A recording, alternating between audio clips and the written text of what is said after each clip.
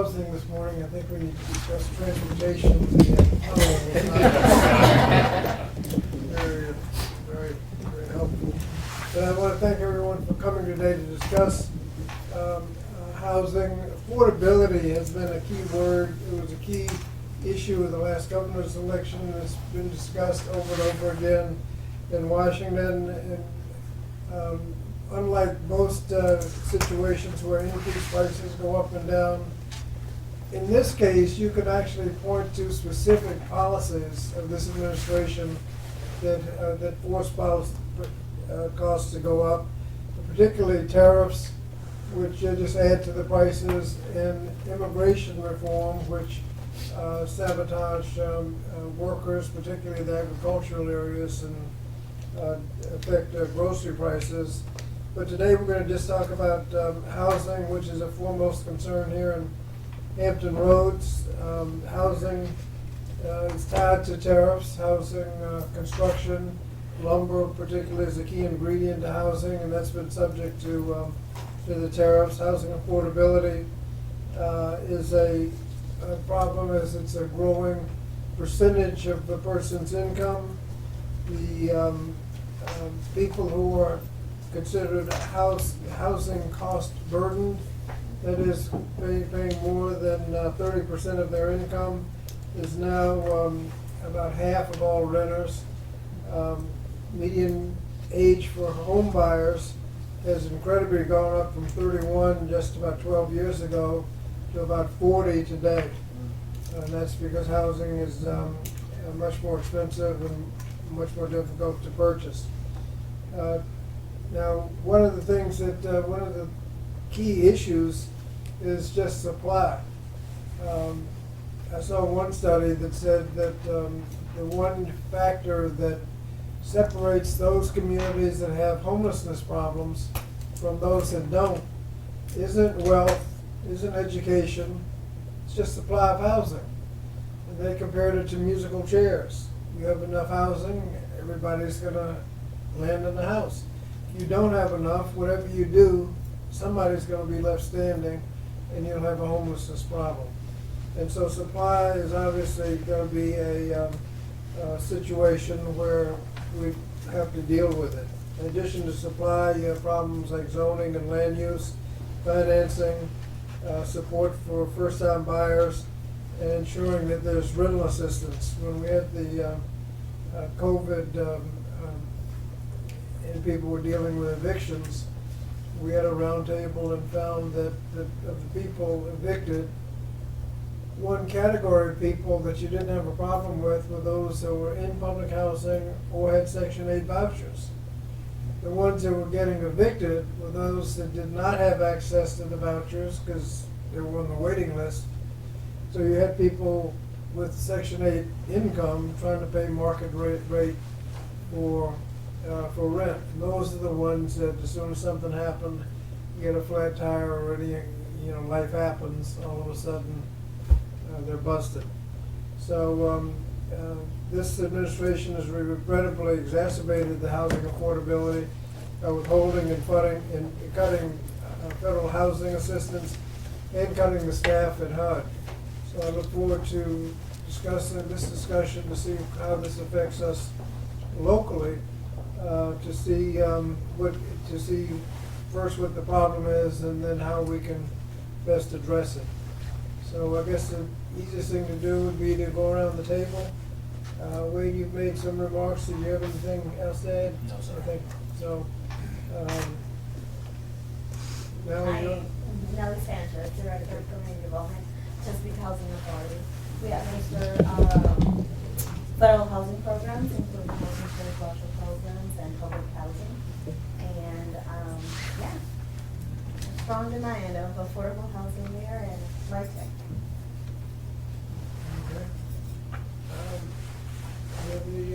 I'm Dr. K. Can you turn your son's windows like that? Okay, there you go. I'm Dr. K. My company is Reese Legacy Group. We do property management and sell real estate and commercial and residential. But one of the issues that we're seeing is, like you said, the supply and demand. We do have a lot of affordable housing, and we work with local agencies when it comes to Section 8 for kids. We have a great relationship with them.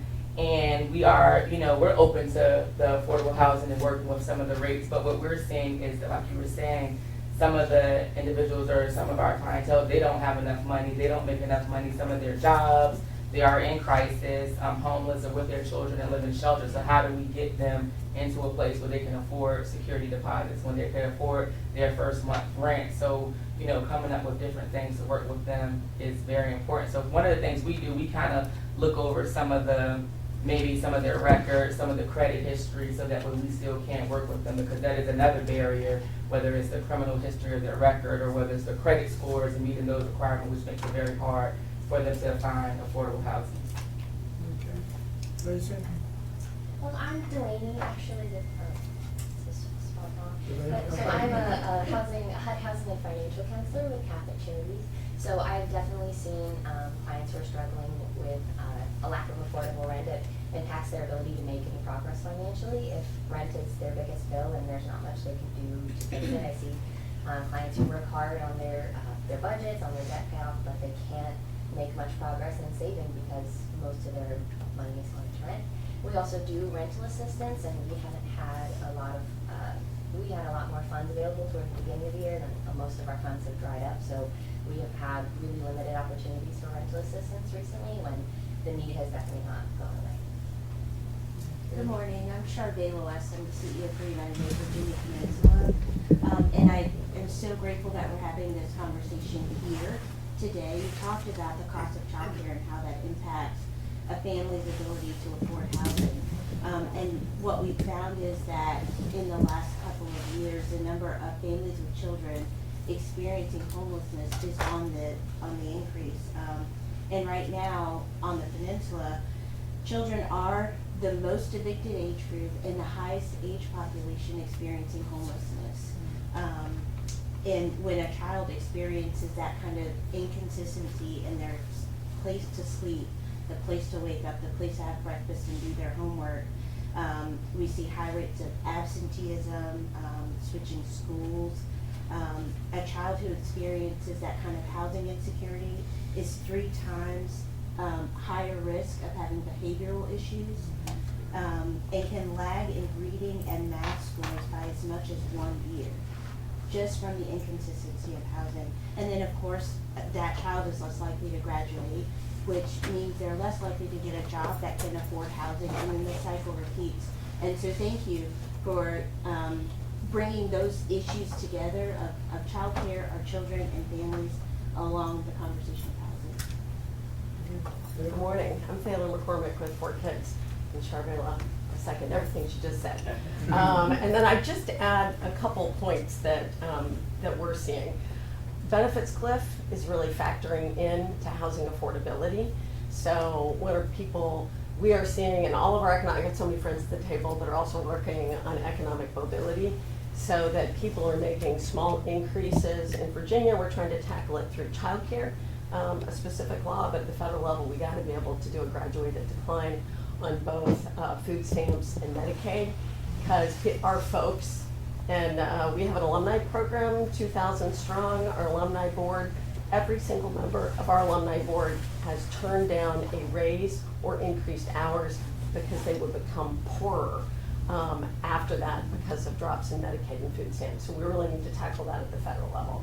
I'd like to also touch on LIHTC. It looks like we got proposals out there for increases in LIHTC. The problem is the timeline. Low-income housing tax credit program. Okay. Yeah. So that. I was listening, I was trying to listen to line. I know better than that. LIHTC's an issue too. We can talk about LIHTC. I have a grocery, so. Yeah, so with LIHTC, that's really kind of the primary source at the federal level to fund housing affordability. Those projects are taking 4, 5, I see my nods from my friends here, I'm sure Jay and Sharita, incredibly long in the pipeline for them to be able to get their zoning approvals.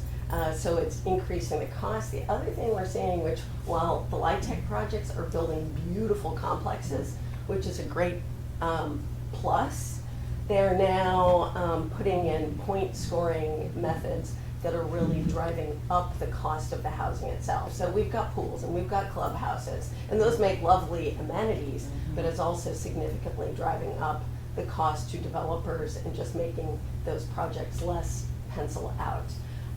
HUD, you talked about staffing, it's a huge issue for us. But we've got to get the continuum of care funded. So all of these great pipeline projects we're doing to increase the stock, which you've rightly said, is a huge issue. The problem is it's so long coming. We've got to get emergency assistance, we've got to get rent assistance, more agile programs in place long term. I would also, if I'm doing my wish list, the Congressman, I'd love to see a federal investment in housing innovation. How do we drive down the cost? How do we do, like, whether it's 3D printed, we need to not require so many elevators when they're not needed. I think that there's an opportunity to invest in housing innovation. And the last thing is the poverty rate. For us to have good data in the US, the poverty rate calculated in the 60s does not include housing affordability. So it's really hard to get our hands around the problem when we're using a measure that is decades old. So, if I was blue skying, I don't know what I was talking about. I probably have some other things on here, but I'll stop. Good morning. I'm Alicia Thornwell with Portsmouth Redevelopment and Housing Authority. I am coming to you on behalf of our director, Lisa Winston, who could not be here today. A couple of things. Oh, and I also wear another hat as a real estate broker. From the Housing Authority side, what I see is that there are some municipalities that still require that homes be built on lots that are 50 feet wide, which means that you then have these expansive 3,000 square foot homes that are costing $400,000 or $500,000. At least that's how it is in Newport News. But if you could build on a 25 by 100 foot lot, give people a roof over their head, you probably can drive down the cost. That's number one. Number two, the not in my backyard community. When you hear affordable housing, people automatically, or those that live around that particular community, they always automatically have their antennas up to think, oh no, not those people. Interest rates. This is my real estate side. You got people holding on to those 2-3% mortgages. They're not trying to go anywhere. The great thing is they have a lot of equity, and there's not too many people who are going to sell their home at a loss when they know they can make money off their home. In Hampton Roads, I know we hear a lot about the large companies coming in wanting to buy up single-family homes. I don't believe we have that in this community. What's driving up the prices is that there's not a lot of inventory, and people want what they want for their homes. So if I know I can sell my home for $500,000, I'm not going to sell it for $400,000. Number two, let's see, I talked about interest rates, and I think that's it. Okay. What about interest rates? Well, you have people who are just sitting on, 3%, 2.5%. move. Yeah, and if you got lucky, you were for 1-2 days, you were able to get an interest rate for 1.99%. So they're not going anywhere. And now they're 7 to 8%. They're not 8%. No, 6, they're coming 7, down. So 6, they're 7. definitely coming 6 down. to 7%, yeah. Conventional is about 6.2, 6.1. Your FHA, VA is in the upper 5s. So they're coming down, but they're not 2%, 3%.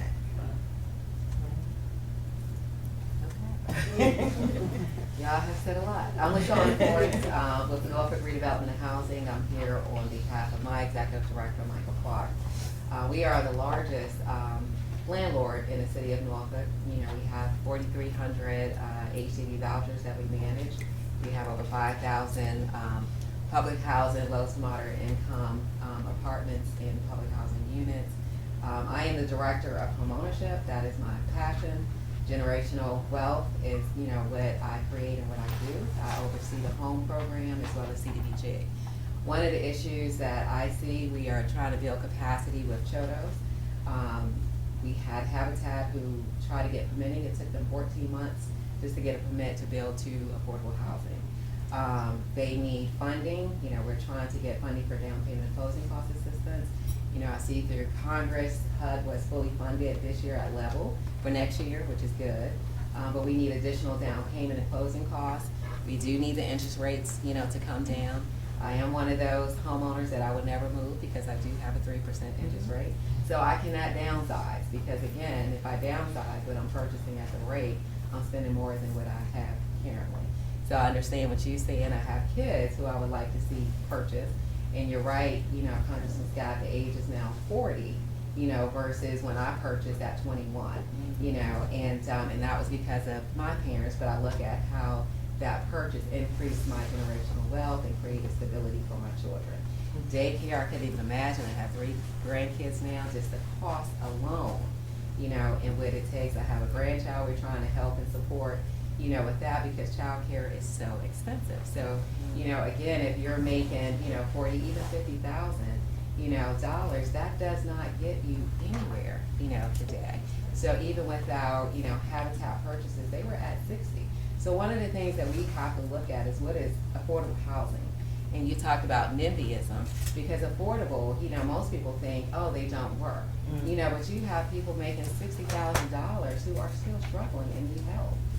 So we need to define that and educate the public that when, these are folks who are working, not just, they don't need they're looking for a hand up, not a hand out, so that's the biggest thing, defining what is affordable housing so people can understand, so we won't have that NIMBYism. And I just want to say one thing, we're building a project and just talk about NIMBYism. I was looking at the city of Norfolk and what their income was, because what we had someone who wanted us to start at $350,000. And so, because they didn't want low mod buyers in their neighborhood. So what I had to do is say, well, these are city managers, these are, housing officials, all making under 80% AMI. So we're saying, I think we need to look at titles. We're saying we don't want them in our backyard. We don't want our city employees working, or living not working, but living in our backyard. So again, change in the conversation. What kind of salaries are they making? I have a list. I'd be more than happy to send you, but when I looked at, when you look at 80 to 120% AMI, which is workforce, when I looked up, that was one of the attorneys at the city, at 100,000. They're still within the middle. When you look at below 80%, 100,000 is 80%. That's 80 to 120% AMI. So that's called workforce housing. And so when you look at below 80, 120% of the area median income. I'm sorry, area median income. No more acronyms. No more. I know. When you say 100, Area you're talking 100% or $100,000? You can be at $100,000 and be in between 120% area median income based off of HUD. So that's your middle tier. That's called workforce development. And I wish I would have brought the AMI chart. But you can make up to, for a family of 60,000, and be under 80% AMI, okay? So that's called low mod, according to HUD. So again, when people think low mod, they're looking at people who don't work, who don't have education, but what I'm seeing is people with bachelor's degrees, and master's degrees, thank you, Shanita, and they're still under 80% AMI, which is poverty. But when you look from a public standpoint, they think low mod, low to moderate income, they don't work, they don't have any money, so I don't want them living next door to me in my backyard. Am I correct to say that? Yeah, I mean, our team, with professional degrees, 40 to 80,000 a year, nobody, my team can't afford to live in Chesapeake. So, and people are driving. So what we certainly see is, we talk about benefits, Cliff, but the whole pie, the childcare, housing, utilities, we didn't really talk about utilities yet, is, so, we got team members that are making 60 to 85,000 and they're not making it.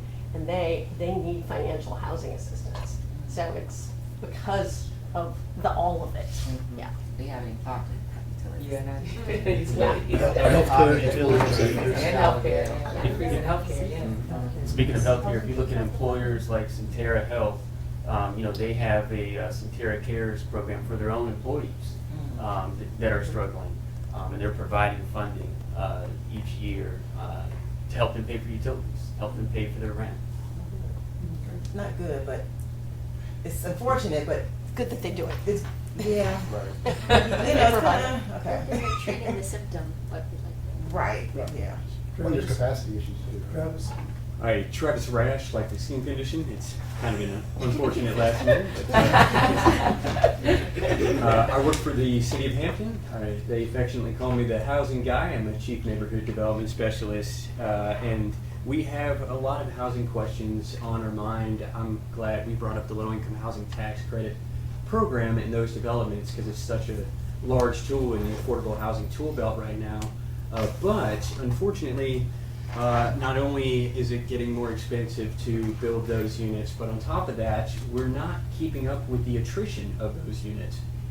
After 30 years, those units hit their affordability requirement, and we see a lot of those units transition back to the private market. And sometimes, you know, even overnight, we'll see rents go up from, you know, $1,000 a month for a one bedroom to $1,500 a month because that's where the private market's at. And when we see that level of transition, with that comes a lot of displacement. For the folks that live there, if they can't afford that, they may need to move. So that's definitely something we want to keep our eye on. I think over the last 5 years, the city of Hampton has added 3 live check developments that are new, and those are traditionally about 40 to 50 units where they pencil out. Situation dependent, that's 150 doors. Over the same time span, over the next 5 years, we're set to lose 364 doors. So it's a mismatch. We're losing affordable housing as opposed to replacing it.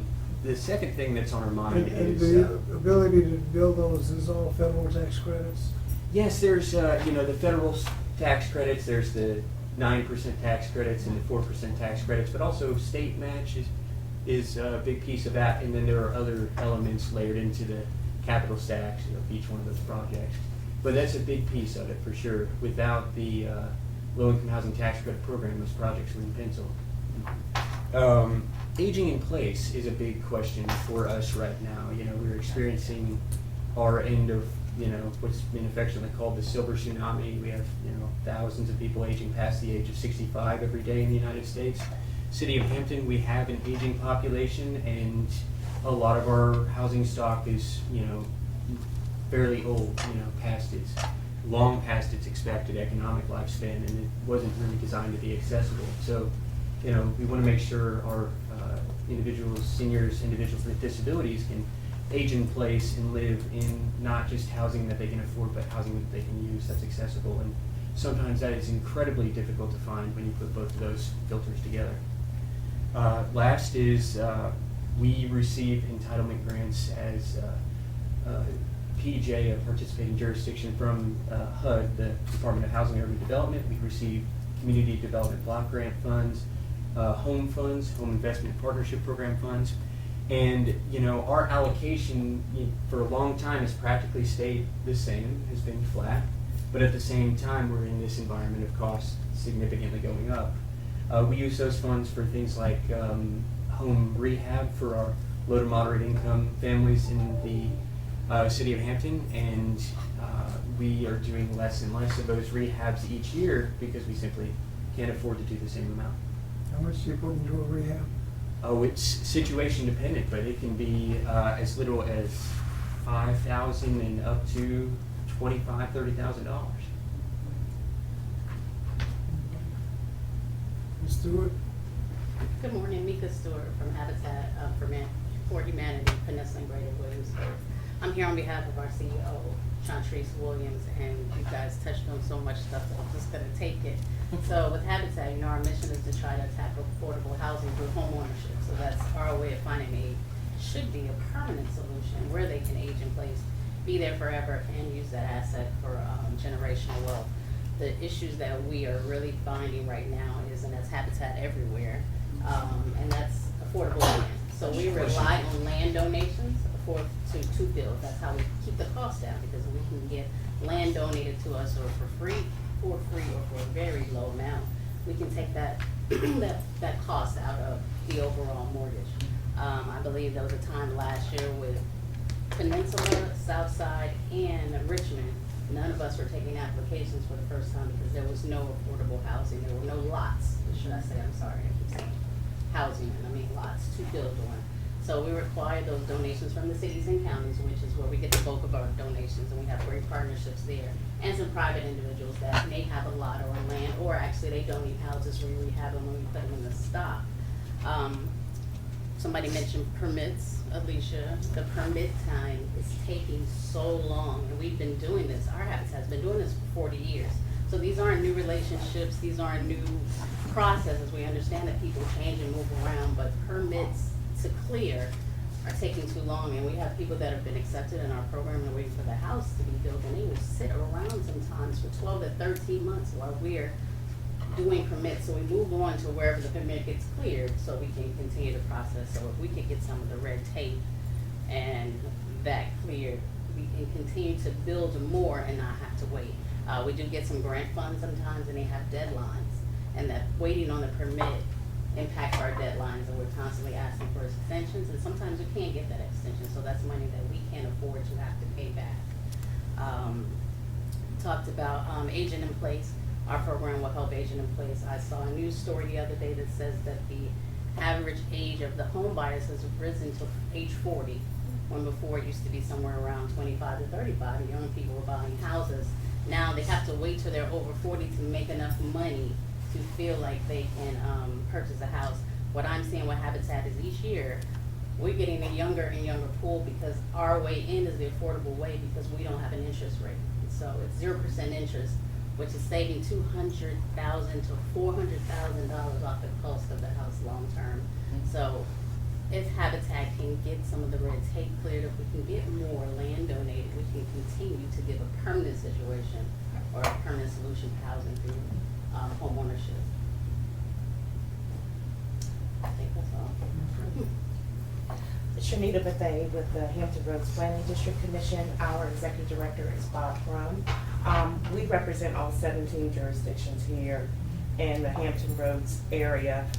Some of my work is with first-time home buyers through our down payment and closing cost assistance program, which is funded by HUD for home. So I would say on my wish list. Those loans are grants. These are forgivable grants, so as long as they stay in the property a certain amount of time, it's considered paid in full. We do that to protect the affordability and to kind of assist them with wealth building. On my wish list, of course, would be a full functioning HUD office. It was a complete, we're still, the impact of the Richmond office being pretty much decimated with only, 3 or 4 people there. But really having HUD functioning fully is on my wish list from Santa. That will, because of course, as we have heard, the funding was flat for so long, which is fine, but the cost that it takes us to get a buyer into a property is much, much higher. The other part I wanted to bring to your attention with all of the issues that we have talked about today is that all 17 of our jurisdictions here has unanimously approved us to go forward with a regional housing assessment, where we're going to fully look at the entire spectrum from housing as it relates to homelessness all the way through to senior housing and things of that nature. What we have found, what is so different with our region, is that we're not Northern Virginia, we're not Richmond, we're 17 jurisdictions, but we have a lot of large municipalities that are still in function, and that each individual either lives in one area, they work in a different, they go to church, they shop in a different. So we don't fix one locality and we don't fix them all and have a generalized uniform plan. There's nothing that the region is going to be able to do competitively. With this assessment, we're looking at how it relates to transportation, how it relates to resiliency, as well as economic development. So this is the first plan the region will endeavor. We have received funding from Virginia Housing to go forward. We're reviewing applicants in the next couple of weeks to do so. But we really wanted to see what the tools are that we can do. This kind of came about from the private sector coming around the table saying, how can we look at our bigger Dollar Trees, we look at Centera, all the other localities and areas, and see how we can come up with it. what we have found out with all of the conversations we've had with each jurisdiction and a lot of other stakeholders is zoning. How do we look at zoning from a regional perspective? How do we look at getting some of these projects through a little bit quicker so that we can get clients in? And how do we protect affordable properties? As we talked about with the interest rate, my house is paid off, I'm not going anywhere. But I am in an affordable unit that someone else could be coming into. But the jump, so when you look at it from an economic stability standpoint, we need housing in all sectors so that people can be able to move up without a huge cliff that we discussed. So it's stock and it's how do we maintain the affordability of it? Because someone making 120 could be competitive on a cheaper house if we don't have it locked that someone can actually be there for a while. So we're hoping that that study will really give us some best practices, also give us some key pieces that each locality can utilize within their own jurisdiction, and then how we can look a little bit more competitive. We all know that we lost Amazon because of transportation and housing in this region. And if we don't correct some of the things in our region as it relates to that, we won't be competitive on that end. The other part that we looked at from I don't know, we lost it to Northern Virginia on the transportation and housing. yeah, but they had that transportation piece that kind of took them over, that they had the metro and that in place. The other thing I want to bring up about the low income tax credit project is that it's competitive. So we have a lot of jurisdictions with a lot of projects that are already competing against each other for a smaller amount of money. So we need to look at other creative funding sources to kind of push these projects ahead. So I think that this regional housing assessment is our first grab to really see what's going on collectively across the region, so that we can kind of do it as one whole region versus each individual locality trying to fix it. Because we saw that in homelessness. If Virginia Beach fixed it, the people would go to Virginia Beach and leave Portsmouth and Norfolk and other areas. So we know that the strategy has to be across the entire region. Mark Urin, I'm the President CEO of United Way of Southampton Roads. We run a program called Thrive, and over the last 5 years, we've helped about 1,000 families we've worked with, and the primary goal is to help families move to self-sufficiency. Almost all of those families are working, and I think that's the piece, the misconception piece that we deal with is, we are working with families that have, many college educated, many are working. You mentioned a statistic that about half of the renters are 30% of rent as their disposable income. Over 90% of the folks that we're working with are 50% above of their rent or mortgage of what they are paying. So, when we talk about some of the barriers that we work with, one of the common ways into the program we have is rental assistance and utility assistance. So folks are reaching out because they're at threat of being evicted, or they're having, threat of having their, when the cold weather snap, threat of having utilities cut off. Again, folks that are one disaster away from really having to make some hard decisions. When we talk about some of the barriers and some of the things they're all dealing with, housing is at the top of this. Housing, childcare, healthcare, transportation, that comes up over and over again. And I would absolutely echo what Thaler said and some others. The benefits cliff is a real thing, and that is something that our team struggles with as you find opportunities for folks and you help them, and there's a disincentive for them to continue to move forward. And that is a struggle that we deal with daily.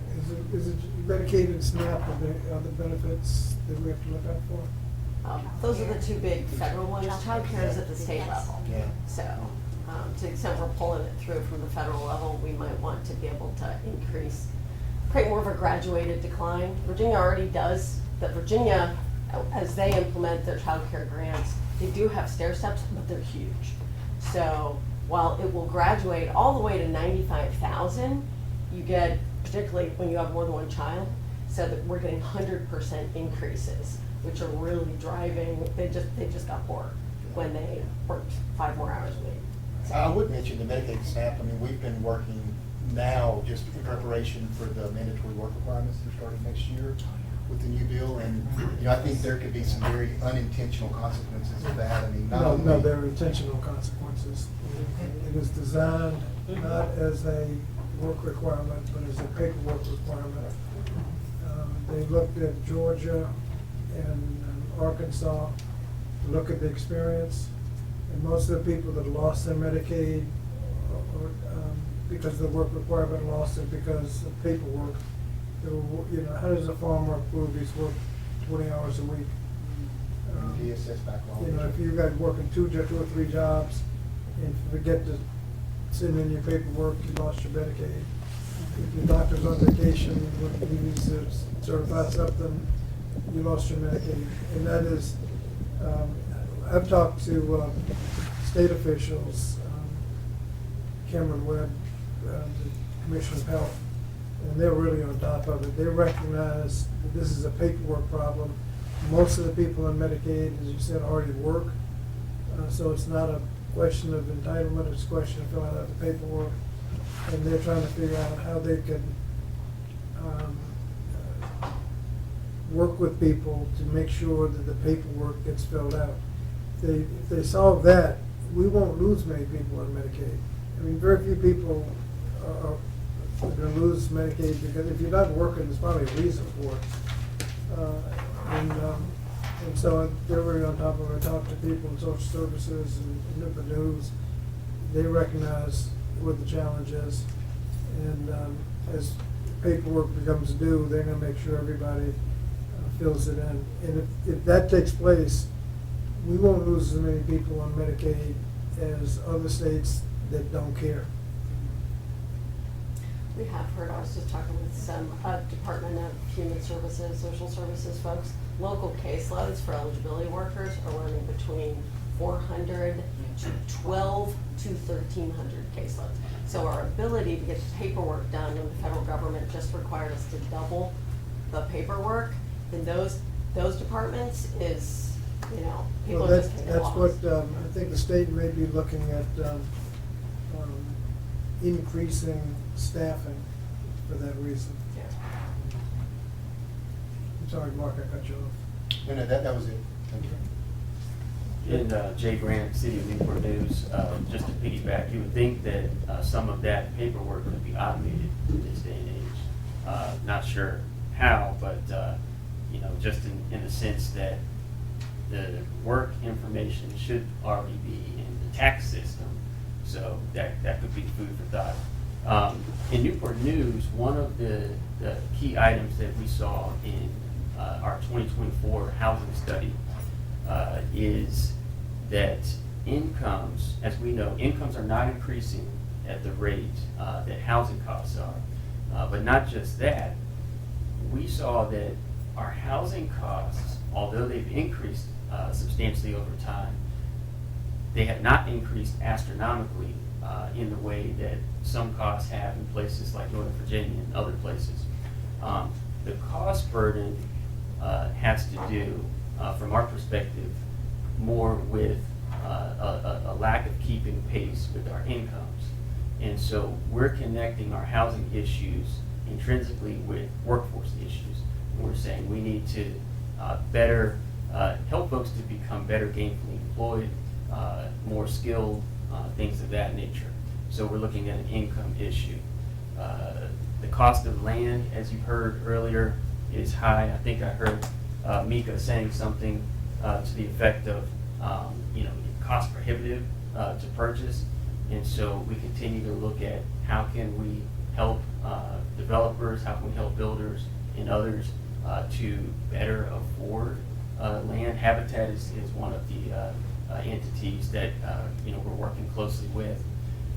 As folks have mentioned, the whole interest rate issue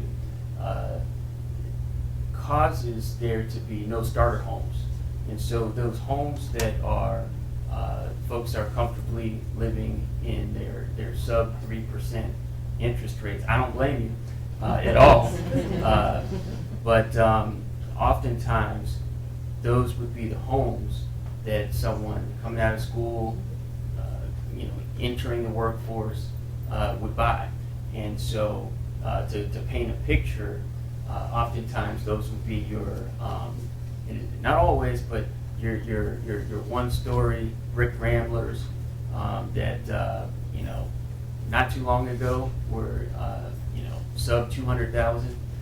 You can't find them now. So we don't have starter homes.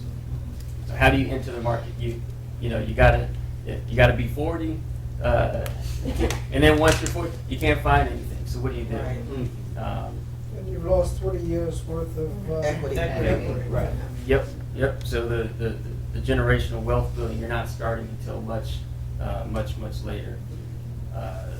We're in Newport News. We're looking at housing affordability for all, and so someone was talking about the nomenclature of affordable housing. I think actually, Congressman Scott, you started off talking about. I heard you use the term housing affordability.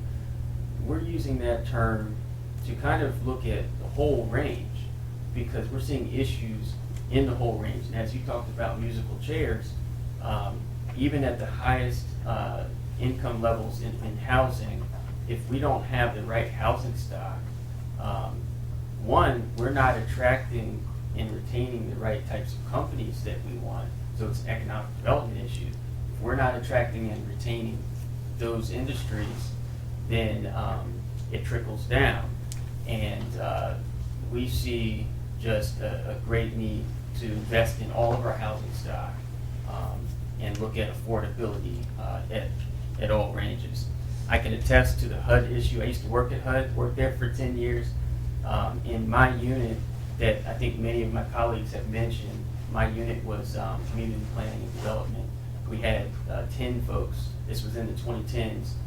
And yes, I believe they're down to 3 now. And so it was a tough workload back then for each individual. So I cannot imagine the workload, and then on the end of from the perspective of the community groups and localities, makes it very infeasible for quality of service. So that's what I have. Thank you. Okay, good. So, I'm last. What's up with that? So, good morning, everyone. I'm Yvette Young-Myrick, and I work for the Hampton Roads Community Action Program. When Congressman Scott office calls us, we always respond to whatever they want to do, right? And so, what we do at the HR CAP is to provide services in housing and workforce development and with early childhood education and on and on. My job at HR CAP is I'm the Director of Workforce Development and Housing because we believe the two really go hand in hand. I was just thinking about maybe 15, 20 years ago, Congressman Scott, when we worked on the initiative with Ownership Wealth on the Black Caucus, Congressional Caucus, and we were so excited to say with ownership wealth, people are going to be wealthy, but it's so limited. Back then, it seemed like everybody could become a homeowner, and today, it's only a small segment of individuals that are so privileged to have that opportunity, and it should not be that way. We're doing what many of you are doing and partnering with a lot of people at the table on providing housing counseling and working with individuals to educate them on home ownership, as well as educating individuals with foreclosure prevention, because we certainly don't want that to happen, but we know that there's some of that going on as well. We have worked to also rehab housing under our HR CAP's Peninsula Community Development Corporation, and that's kind of slow right now because of many of the things that you guys mentioned. So we are receiving, I don't know, Thomas Sense is our housing manager. We probably get about 50 referrals a day for individuals that can't pay their rent. And so naturally we can't help everyone, but we try. And doing so, working with United Way through the Thrive program, working with many of you that are at table, churches and on, to see what we can do. How can we help them stay in their apartments or in their homes, because it is a challenge. thinking outside the box, we decided that we would maybe partner with some communities. So we have a memorandum of understanding with Aqua Vista, a community in Newport News, where we already know the individuals living there are challenged by the income. There's fixed incomes and they're subsidized rent. And even with the subsidized rent, sometimes the rent is only $100 a month and they still can't pay that. And so we connected with that community to bring services there. We go there every Tuesday, my staff, to provide services, to understand and get to know them. And it's been like a 3-year relationship. And now they'll tell us. Before they were skeptical, why are you there? What do you want? Why are you in my business? But now, yesterday, it was the end of the month, so they haven't gotten their checks and things yet. So we decided we would take some food in there yesterday, about 70 bags of groceries. Because if we try to find ways to take care of those things, that little money that they do have, they can use it, they can pay their rent. And so, I think we had someone that contacted us that only had $25.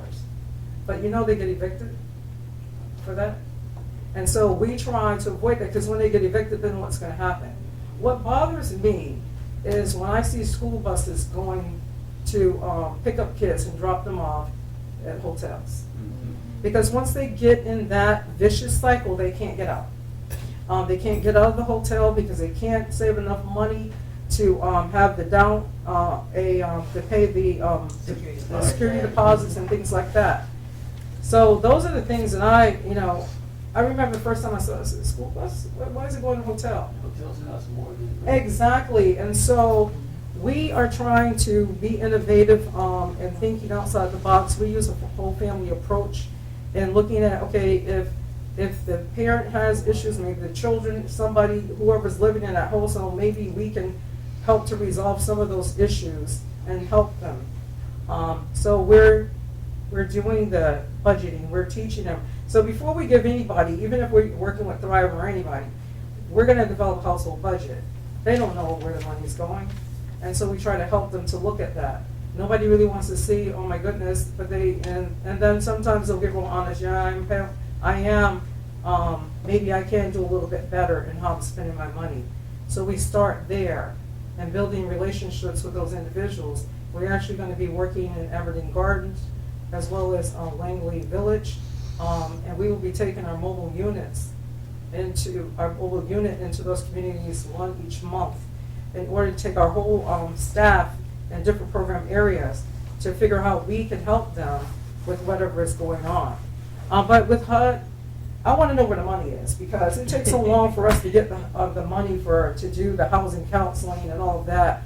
By the time we are awarded, the year is over. And right now, we don't know when we're going to get awarded. So you'll know what I mean. So therefore, of course, we're always looking at other funding streams and whatever we can do to continue to work on. We're very proud to be able to have 12 new homeowners last fiscal cycle because of Virginia Housing's credit improvement program. But they're not doing that this year because of HUD. And so that helped us to help those individuals improve their credit so that they could qualify to get a home. And so when things like that go away, now you're impacting some of the very individuals that you spoke about that are making decent salaries. They just need a little help. And so I think that it is a work in progress, but I do believe with all of us continuing to work together and trying to find innovative ways to do this, we can celebrate each success that we experience. You mentioned people that just need a little bit to pay the month's rent to avoid eviction. You hear the same thing on foreclosures, and there have been programs to avoid foreclosure, an emergency loan, or a refinancing where this month's payment gets tacked to the end, so the mortgage to the bank is worth what it was without any diminution in value. And we found that those who benefit from that emergency assistance a year later are still in the home, as opposed to having been foreclosed on and now they're a homelessness problem. Yes. Are those available here, those programs? I think Yeah. it's, I mean, mortgage Yeah. specific. yeah, Yeah. it depends on the server. Mortgage specific? It's Yeah. a FHA, if it's a mortgage, they can go through loss mitigation with a Right. HUD counselor. Right. The problem, I would say, is in most cases, even when we have the foreclosure crisis, the money is passed through. But very little money goes back to nonprofits that are actually doing it. Oh, that's right. So they can hire the staff to do this, because a loss mitigation It takes a long time. takes a very long time. So that's always the missing piece, is most people, the money is not really given back to those agencies that are really having, and if you're a caseworker, you only can take a handful because they are very Right. in-depth cases. But the options are out there, it's just connecting them to the agencies, and the agencies having the capacity to help them. And it also depends on the type of loan that they have, and if there's an investor involved, and you can't do certain things because they drive what happens with that particular loan. So it really just depends. And you're right, loss mitigation counseling is very long and intensive, and you just don't have enough people to do it. You can only probably work with maybe 2 people a day, because it's so much that has to be done. And the follow-up and the follow-up and the follow-up is what, creating the paperwork is what creates the problem with that. You know, we're still in it to, we're still gonna do it. Actually, we will begin to hold some foreclosure workshops, preventive workshops, just to ensure that people understand that you do have a place to go to try to get help. You know, we're gonna do it with or without having the funding, because it's just necessary to do it. We did have more fast mortgage assistance with RMRP, the Rent and Mortgage Relief Program, which was funded through ARP. And that was a program, and some bad things happened with ARP, sure, but the one thing about it is it created prevention, both on the tenant side and on the homeowner owner side. So we processed through the Housing Crisis Hotline about $6 million in 6 months, and we were cutting checks fast. And so while we do know there's a ton of people that need deep wraparound services, but there's also a whole lot of people facing foreclosure and eviction that really need that reset. And specifically on eviction prevention, Virginia is uniquely awesome at evicting, and we would like to make us average, aspiration to average. But my point on that, what we're We seeing. made some improvements. The Princeton professor wrote a book and put, I think, 3 jurisdictions in Virginia in the top 10 in people getting evicted. And I thought the General Assembly made some changes. We have dropped it, and that was just, I think, part of that on eviction prevention is fees. So I know Virginia's looking at some laws now, but what we're seeing is that people are paying a 50% higher effective rent because they're loaded up late fee court costs, and it is an automatic, and particularly with the large institutional landlords, they're filing on the 6th, they're then filing with the courts, so by the 15th, your effective rent is up by 50%. So fast reset for people is keeping lots of people out of eviction, and we've been able, in our pilot areas that we've done, and I know these guys are doing it too, we've been able to drop judgments by 30% by just fast intervention, getting a reset. But legislation to help control that fee process would be very helpful, and I don't know what could be done on the federal level. I think one of the things they did is if you have the money by the 15th or something, you could pay it and you get to stay. They can't kick you out. They get to stay, but they still owe it. So you still owe the money, so then we find people are paying their rent, but they get last month's rent, they don't get evicted, but they can't pay the rent by the 5th for the next month. So they are paying every single month, they're paying a fully loaded fees, they're not ever being evicted, but their effective rent is now up by 50% because it is just a machine that happens. And if I can add, mortgage assistance is needed as much as rental assistance. Right. And with Habitat unfortunately, we have the lowest mortgages on the land. We actually do. So our mortgages are lower than typical rents, but there usually isn't a lot of mortgage assistance. You call the helping agencies. I used to be a housing counselor. It's rental assistance. But if a Habitat homeowner could get mortgage assistance, we're talking about possibly, if they've been in a house 20 years, we're talking about $400 to probably $1,000 is what the mortgage range is, and that can keep people out of foreclosure. Because again, we're a nonprofit, but like any other mortgage company, we cannot allow people to not pay us for 6, 7, 8, 9, 10. Foreclosure is bound to happen, but for somebody to lose an asset with 0% interest Right. because they can't get mortgage assistance is something that we need to look at. And if the helping agencies and the funders of the grants for the helping agencies could do something for mortgage assistance, that would be amazing. Jay, we had a meeting with Mayor Jones yesterday, and he mentioned the concept of little houses. You know what he's talking about? Yes, tiny homes. Some of us, I believe the mayor may be going, the city manager, Alan Archer, is going out to Salt Lake City, Utah, to check out a tiny homes village in the near future. Essentially, they are a certain square footage. It could be, usually under 1,000 square feet. It could be 800. Could be even smaller. We're looking at the concept of creating a sizable tiny home village that could be, something that could be a stepping stone for persons experiencing homelessness. Could be solutions for all kinds of things. That could be your permanent house as well, but it's another option in the toolkit. And the idea is the construction costs would allow for a much lower rent.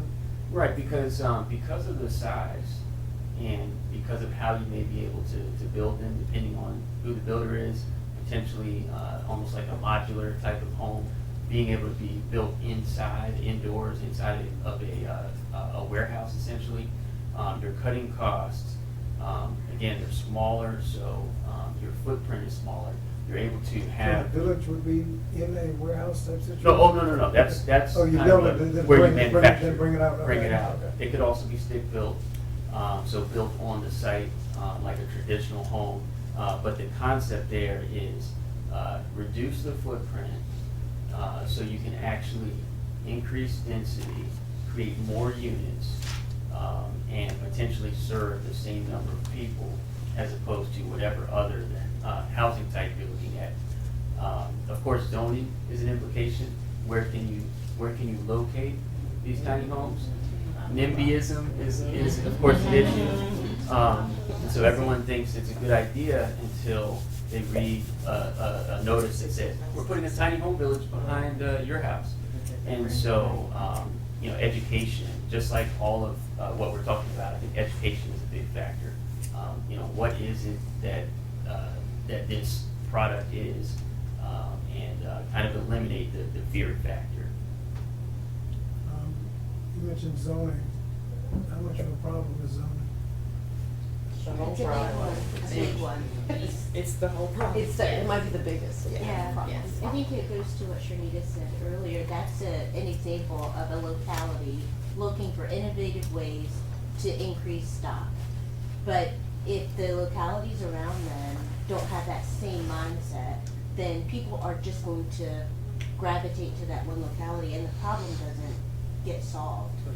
This is one of the reasons why we need a regional study. Definitely. And local land and zoning challenges are the biggest barrier, and it, for those of us who are trying to be a part of the solution, we continue to hear that the state and the federal government will not and cannot intervene in those, in that part of the problem, and so if there's a way you can intervene, we'd be grateful. Yes, certain I incentives. think local zoning, I think that's the name Yeah. of it. tells you what the I will problem is. tell you that anytime you tell a locality, because there have been some conversations locally that they're gonna go to the state or the federal, you're gonna have a problem. Yeah, we see it. So that's why locally, they're wanting to find, because it is a local issue, what those solutions are. But you have to debate that against public will and elections and who's saying what. But I would tell you, we had a grant through Virginia Housing, working with the city, and still had a difficult time between departments of planning, from zoning, on a 5-foot easement, Alicia. It's like, you have to have everybody on the same playing field to do that and see what the impact is. I think from this perspective, it's the carrot or the stick, and we've been doing a lot of hand slapping on localities and people. I think if we start incentivizing and rewarding and saying, oh, look at Newport News doing these innovative things, and award them and spotlight those, it will bring some other people around for that. So the people that are doing that innovative work is going to be a crucial part of bringing other localities in.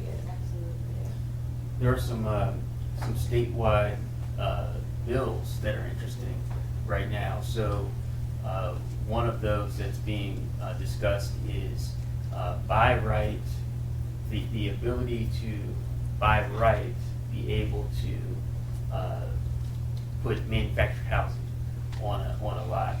And so there are discussions like that I think, and I'm not going to take a position, but I think what's happening is everyone's looking for solutions, looking for creative solutions out there.